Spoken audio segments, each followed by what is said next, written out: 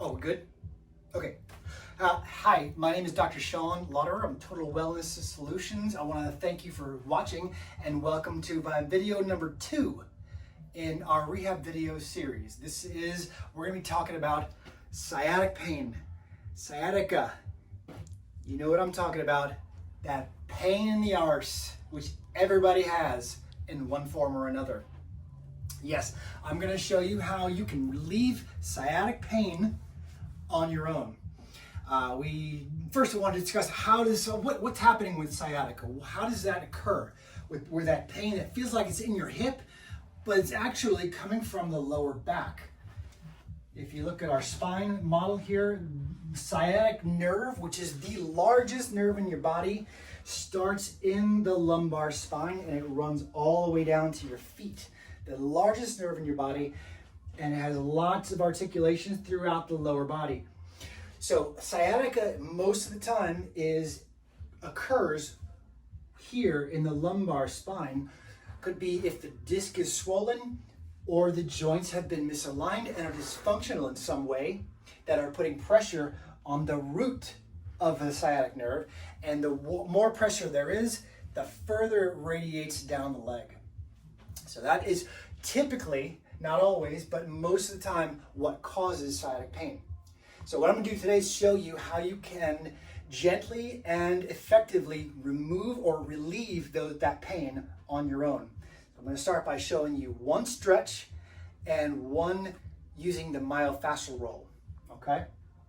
First stretch is going to be for the psoas muscle.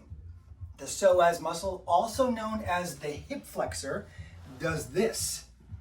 This is the hip flexor muscle. It attaches from the thigh bone all the way to the lumbar spine. It's a very interesting and unique type of muscle. So often when people have lower back instability, that psoas or hip flexor becomes very tight. It's very tight in people who sit. As you can tell, if you're seated, those muscles are going to stay contracted all the time. So we want to stretch them out. So the way you stretch is go from the opposite of this to this. And how do you do that on your own? A lunge. There's a couple of ways to do a lunge. The first, most effective way is to find padded surface. Make sure you're not on a hard surface because you're going to kill your knees. And lunge. So 1 foot forward and 1 knee back, like this. When you attempt the lunge to stretch the hip flexor muscle, you want to make sure your abs are braced and tight. So you don't want to make sure you're slack. Don't do this and don't do this. Straight up and down, abs braced, and the stretch occurs here in the hip joint. It's only going to go a little bit, but you'll feel it. It's really going to pull. That's the psoas stretch. It's a lunge. Yes, you can do it standing, but you have to isolate those muscles and you have to have good balance. If you don't have good balance, make sure you're next to something to support yourself.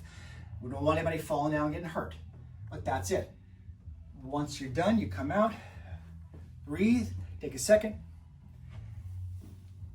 and do the opposite side.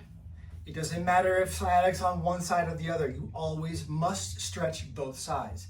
And one effective way to do that is the lunge, hip flexor stretch, just like this.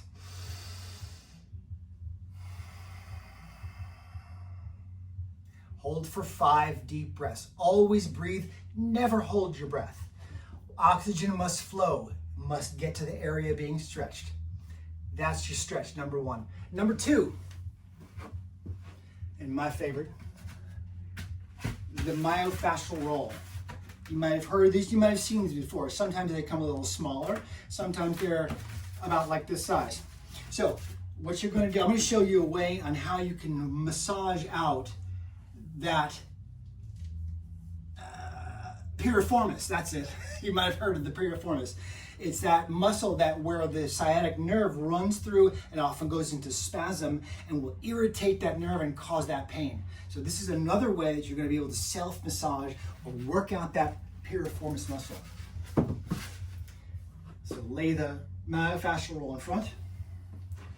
I'm going to demonstrate my left side. So say it's on the left. You want to sit on the roll and lean to the left. On the side that you're working, cross your foot over your knee and lean into it. You're going to roll. Now everybody's position is going to be a little bit different. Wherever that side, that nerve needs to be worked, you just find the spot and you go back and forth. Now I'm not going to lie to you folks, this is going to hurt. This is going to hurt a little bit, but trust me, when you're done, it's going to feel great. You just work it out. Now I don't have sciatic pain right now, but I can tell you right now, it's working it. It's even good for prevention. It is feeling, it's doing something, yeah. So using the weight of your body. Now, if this is too much, if you're a bigger person, you have a lot more weight and it's putting too much pressure, you can use this arm to take some of the pressure off.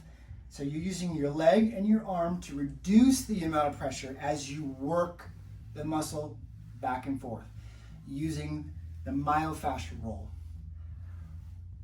I'm starting to sweat. Okay, that's good. When you're done, simply come off. You take a break. I do recommend both sides. If it's not, you'll find that one side hurts more than the other. It's always like that. But you do the opposite side. Just find that spot. Work it out. Okay? That's number 2, using the myofascial roll. I hope this helps you. Okay? This is a cheap and easy way to maintain good spinal health. I want to thank you for watching our video. Like this and click like if you do. It's 10% off any products that we do offer. And I want to thank you so much. I'll see you next time.